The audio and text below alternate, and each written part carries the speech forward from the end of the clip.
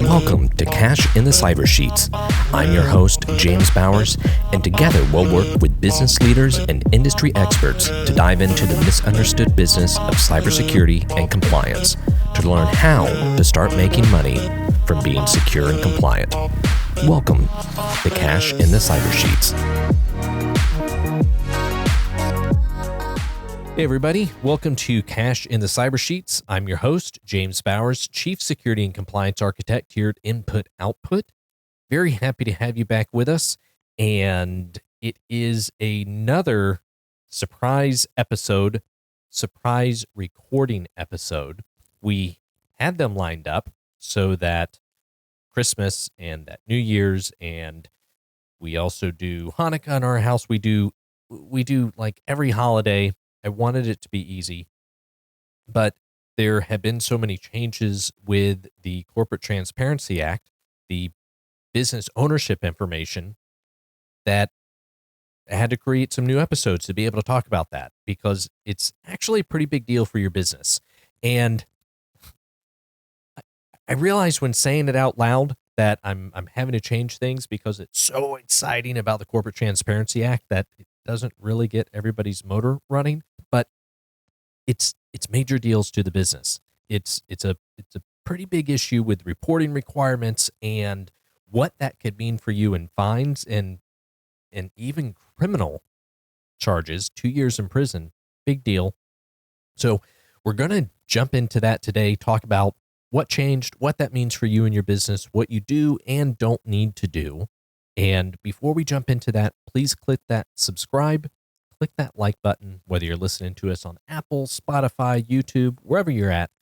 Go ahead and follow us. We'd love to have the extra attention. So getting into it.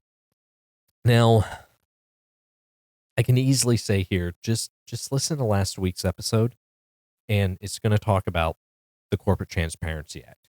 You can actually go quite a few episodes back, a couple months now, good for us, and listen to a whole description of it.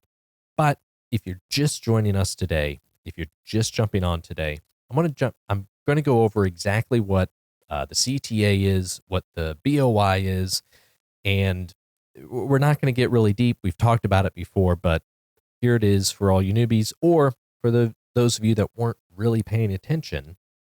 Here it is again.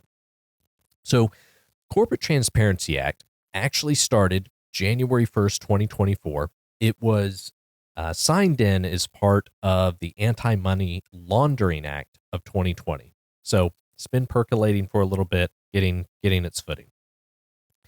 The whole purpose of it was to help with transparency around corporate ownership.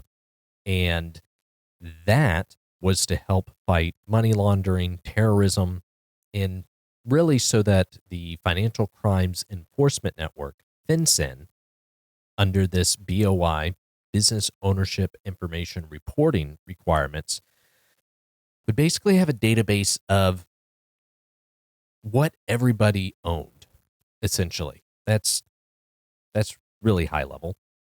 But any entity that you had 25% or more ownership or control over, you had to report yourself as a beneficial owner.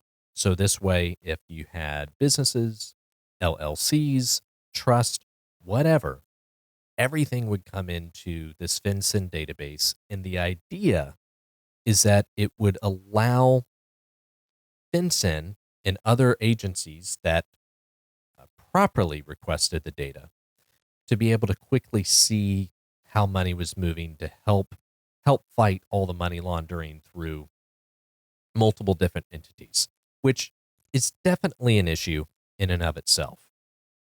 Is a CTA and this going to help it? I don't know if we're going to really get into that all today, but for the business ownership information, yeah, I got that right. For the reporting requirements, what you had to put in was names, date of birth, addresses, social security numbers, other identifying numbers like driver's licenses, passports. It was a tremendous amount of information that you had to put in for every entity that you had 25% or more ownership in. If you have any real estate, any investment properties, those are probably in their own LLC. That would be a separate BOI requirement, separate reporting requirement for each of those. It gets extensive. And when you really get into the nitty gritty of it, if you change an address, if you move, if there's certain different things that you update, you have to update all of those reporting requirements. So if you've got multiple properties or multiple entities that you help manage, a simple address change could now mean that you have to redo reports on multiple entities. And if you don't, there's pretty serious fines, up to $10,000 in civil penalties and up to 2 years in prison. 2 years in prison for not filling this out correctly. And I'm not going to get into it here about all of the exclusions for big business or for nonprofits or for those that support nonprofits, because those are never used for money laundering. The amount of extra work, the amount of compliance red tape, and just a minefield of problems for small businesses. The FinCEN BOI is huge.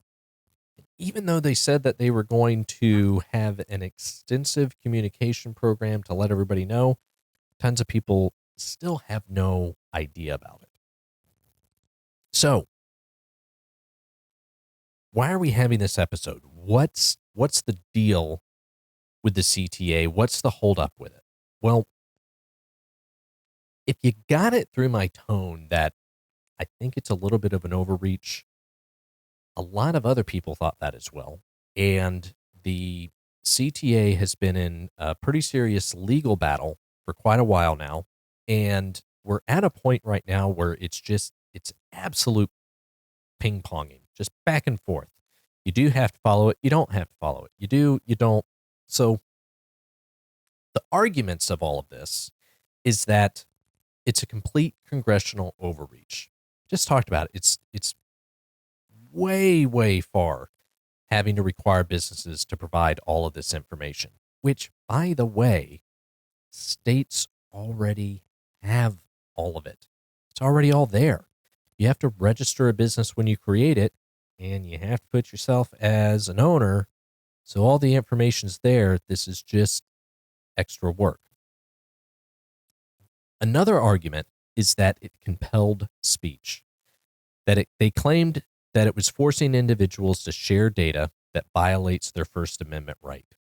I would need to read into a little bit more there. I'm not a lawyer, but that's what it is. And also the privacy concerns, serious questions about whether collecting this level of detail constitutes an unreasonable search under the Fourth Amendment.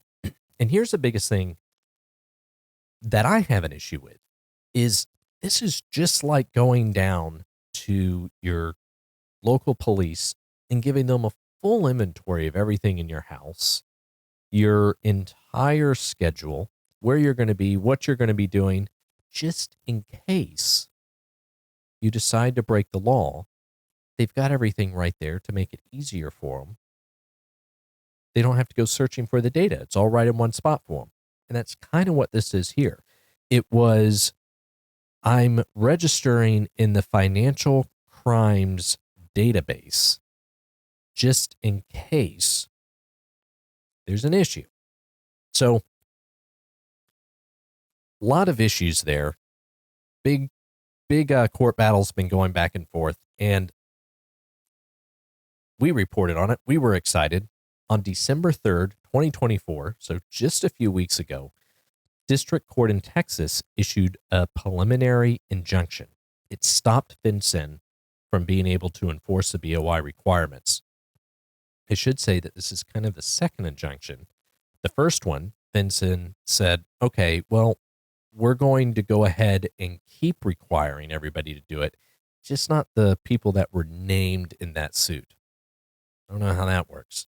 In any case, December 23rd, the Fifth Circuit Court reversed that injunction. So December 3rd, it was stated, you don't have to follow it. We're going through a proceeding. We're going to figure out what happens. December 23rd, because of all the appeals, they came back and said, no, actually, you do need to have everything in, which the deadline is January 1st, 2025. So that's a lot of time. But then 3 days later, on December 26th, the Fifth Circuit panel reinstated the injunction. So pop, back over the net. Now the injunction is reinstated. So that's a lot of back and forth. That's a tremendous amount of confusion, especially with the deadline being right here at January 1st, which I should note that I believe it was, I should have the notes right in front of me, but I believe that FinCEN actually increased that 2 weeks to January 13th because of everything going on, to give people time to put all the information in. But in any case, right now, businesses do not need to report the business ownership information. Double check that on FinCEN's website, fincen.gov/BOI, because it is changing like crazy. And I don't even know if this is going to update before the podcast pushes out, because we're recording here. What day is this? This is Monday the 30th. We're recording this on Monday the 30th. I just didn't have it in me to do it on the 26th.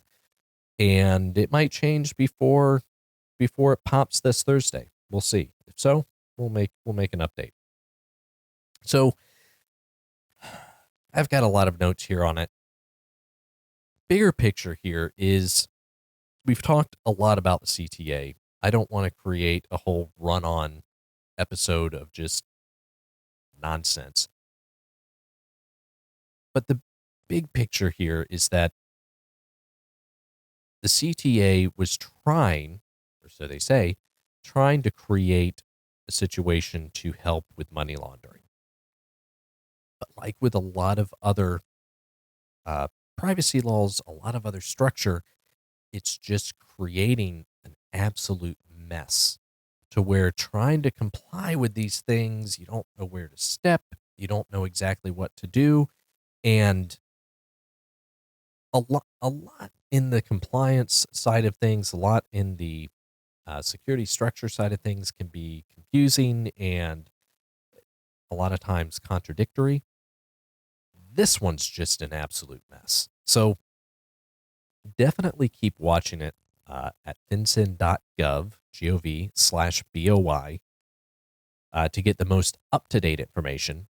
We'll definitely keep reporting on what's going on with the business ownership information, because it's a big deal. It's a major compliance issue, and it could land you in jail. And I mean, we're having to watch it for ourselves too. So stay informed, seek legal advice. If you have legal team that you talk to, or somebody that you confide in, talk to them, get their advice on it. Input, output, cash in the cyber sheets does not give legal advice. So there's that disclaimer. And make sure you stay up on top of this, because it is changing constantly. So with that said, if you found this helpful, we will also be dropping a companion blog article that talks a little bit about this more, gives more of a timeline, dives a little bit more into the details. We will also keep up to date with all of the changes with it, so that you know what's going on, you know what you have to do under the CTA BOI requirements. Thanks for tuning in. Until next time. Thanks for joining us today. Don't forget, click that subscribe button, leave us a review, and share it with your network. Remember, security and compliance aren't just about avoiding risk. They're about unlocking your business's full potential. So stay secure, stay compliant, and we'll catch you next week on Cash in the Cyber Sheets. Goodbye for now. Life goes up and it goes down.